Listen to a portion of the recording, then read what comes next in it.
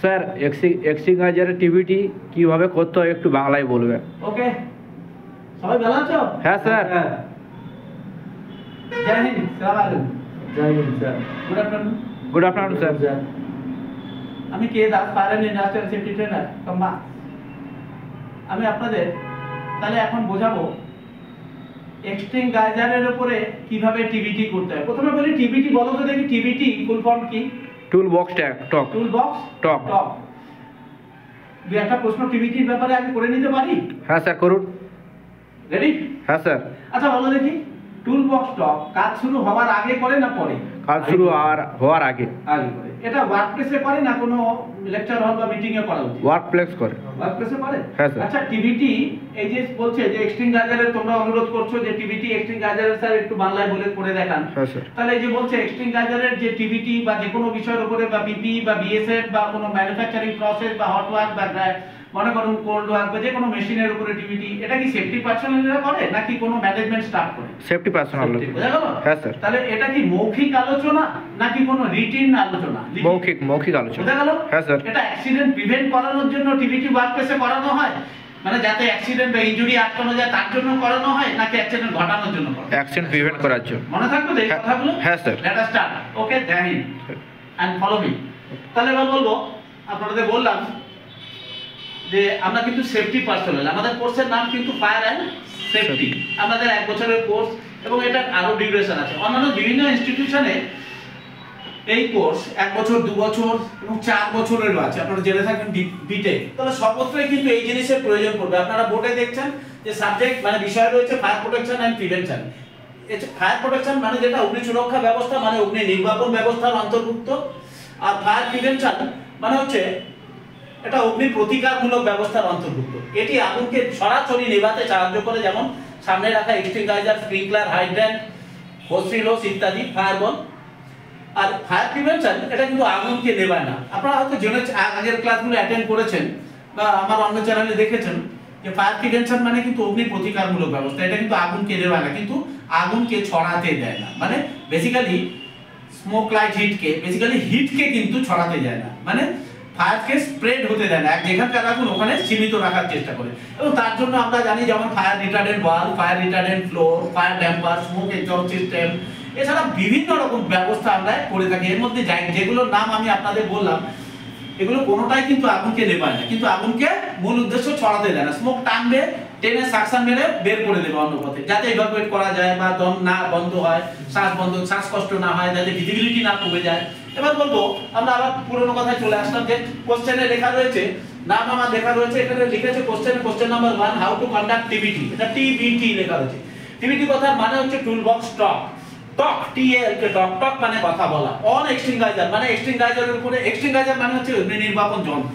আমি তাড়াতাড়ি বলছি না, আপনাদের বাংলায় বলছি যাতে সবাই বুঝতে পারেন, বোধগম্য হয়, এবং যাতে ওয়ার্কপ্লেসে যখন আপনি সেফটি জব ইন্টারভিউতে যাবেন তখন যাতে এটা বলতে পারেন। এই পয়েন্টগুলো আপনাকে বেশি না, অল্প কিছুক্ষণের মধ্যে 5 থেকে 10 মিনিটের মধ্যে টিভিটির সময় আপনাকে এই পয়েন্টগুলো কভার করতে হবে। ওয়ার্কার বা এমপ্লয়িজদের বোঝাতে হবে, বা সিকিউরিটি গার্ড বা ফায়ার স্টাফ তাদের বোঝাতে হবে। এটা কিন্তু সর্বত্রই প্রয়োজন।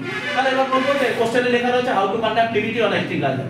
মানে টিভিটির উপরে, এক্সটিংগাইজারের উপরে মানে অগ্নি নির্বাপক যন্ত্রের উপরে কেমন ভাবে টিভিটি করবেন, এটা মূলত সেফটি পার্সোনালদের জন্য, যারা কোর্স করছেন তাদের জন্য। তাহলে এবার বলবো যে অ্যানসার আমি কি লিখলাম, ফলো দ্য ফলোইং স্টেপ, মানে নিম্নলিখিত পদক্ষেপগুলো অনুসরণ করুন।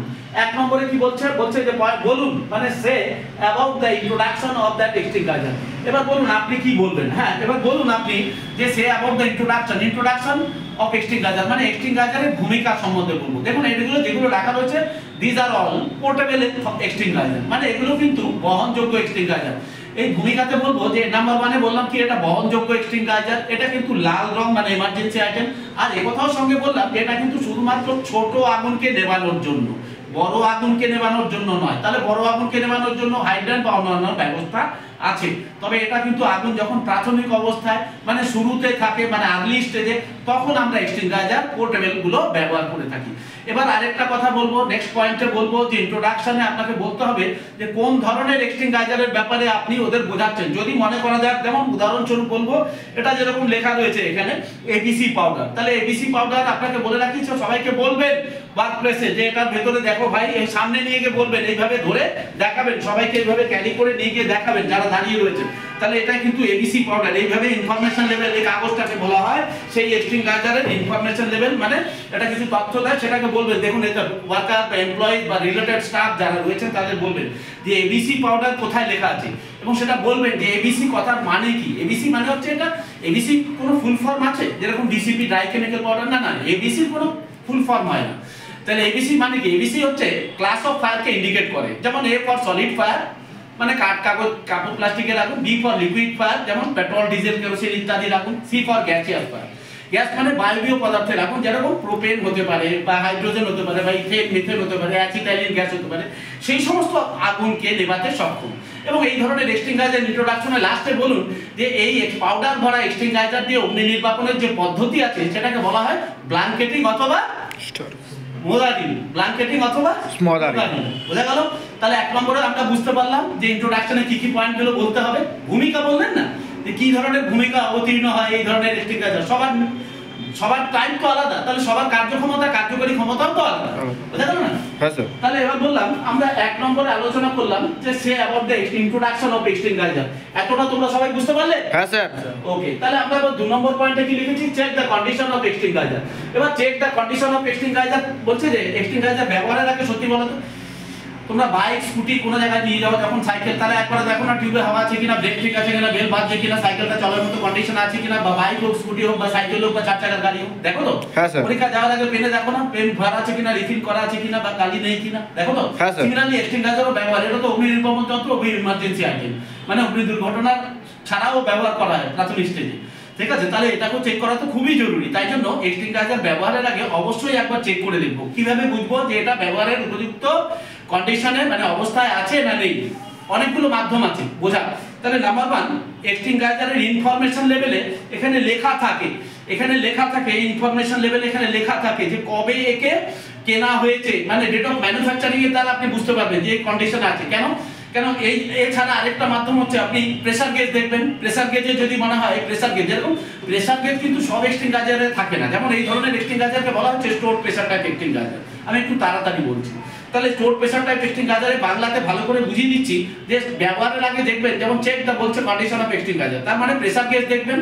এক নম্বর, প্রেসার গেজে যদি ঘড়ির কাঁটা, প্রেসার গেজের সূচক বা ঘড়ির কাঁটা বা ইন্ডিকেটর যদি গ্রিনে দেখায়, তাহলে আপনি গ্রিন দেখালে তাহলে জানবেন ব্যবহারের উপযুক্ত কন্ডিশনে আছে।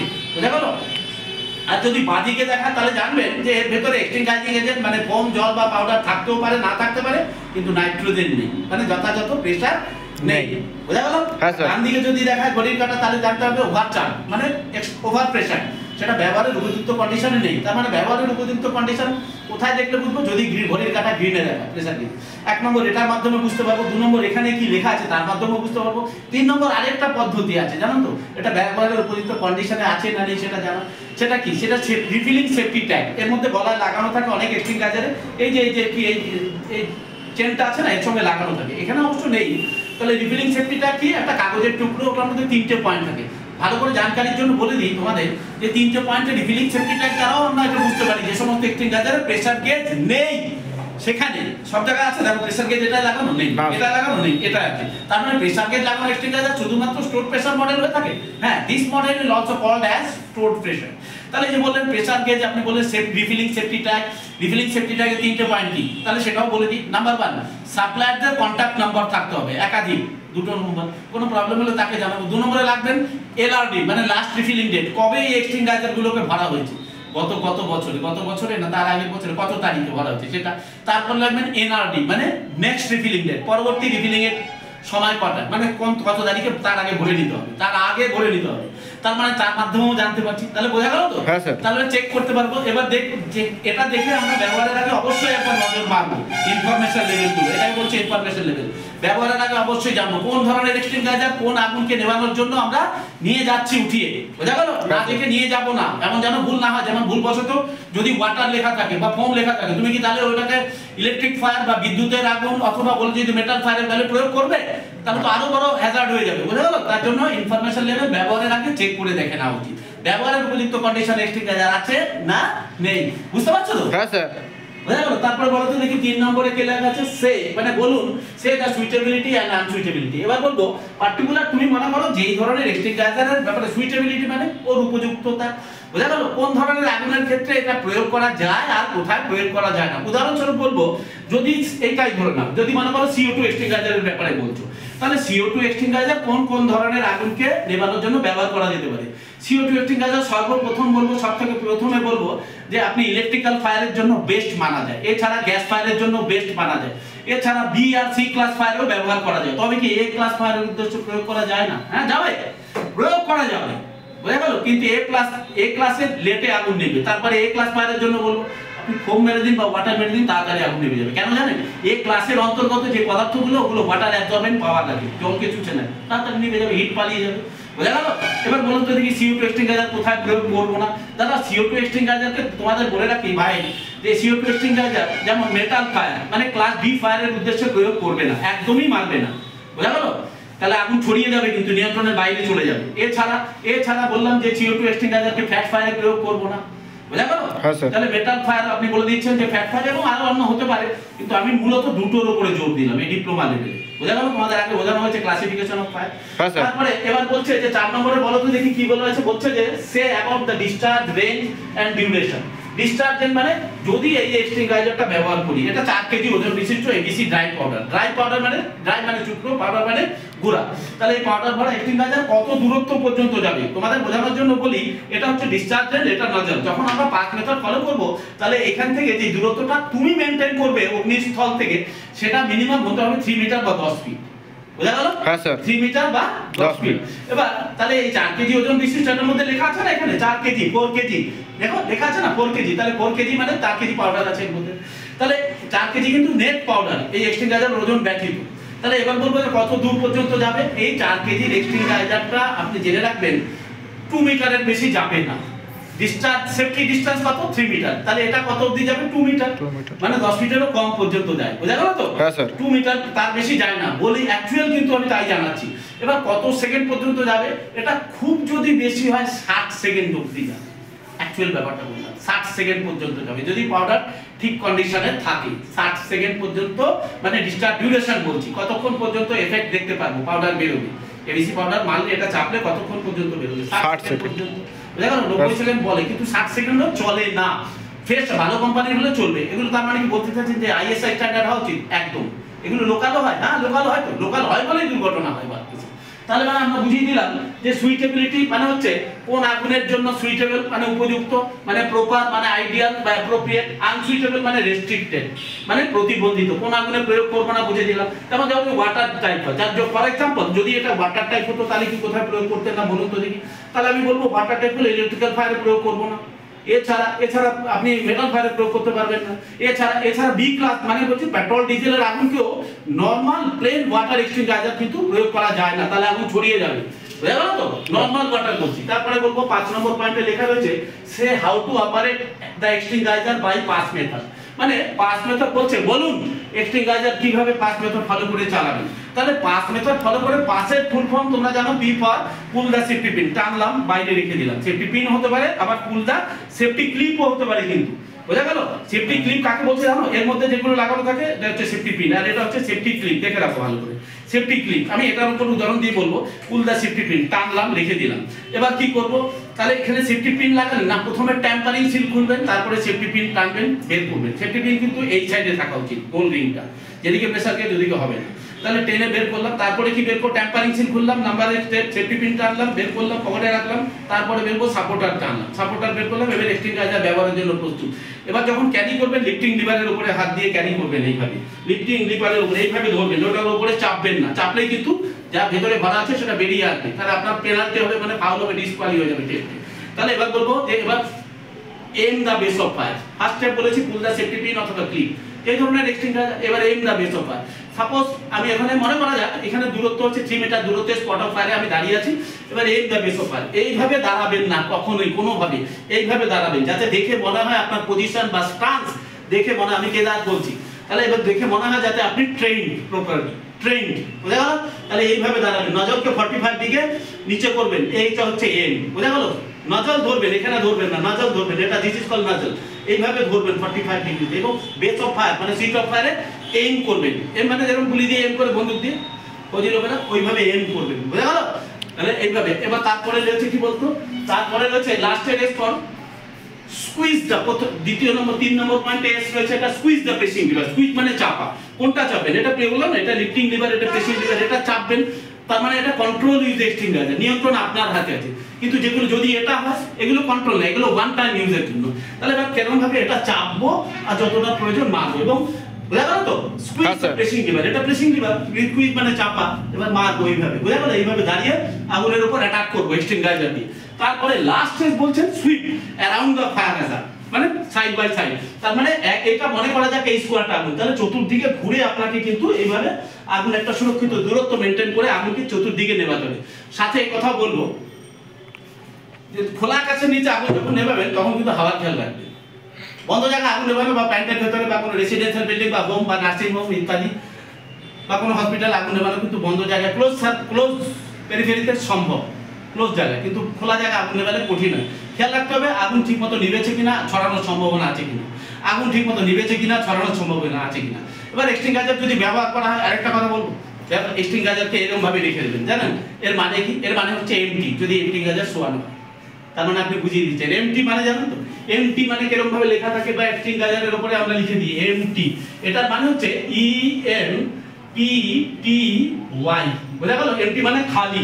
এমটি মানে তার মানে কি আপনি বলতে চাইছেন যে এক্সটিংগার ব্যবহারের এর উপরে আমরা লিখে দিলাম এমটি, বুঝা গেল?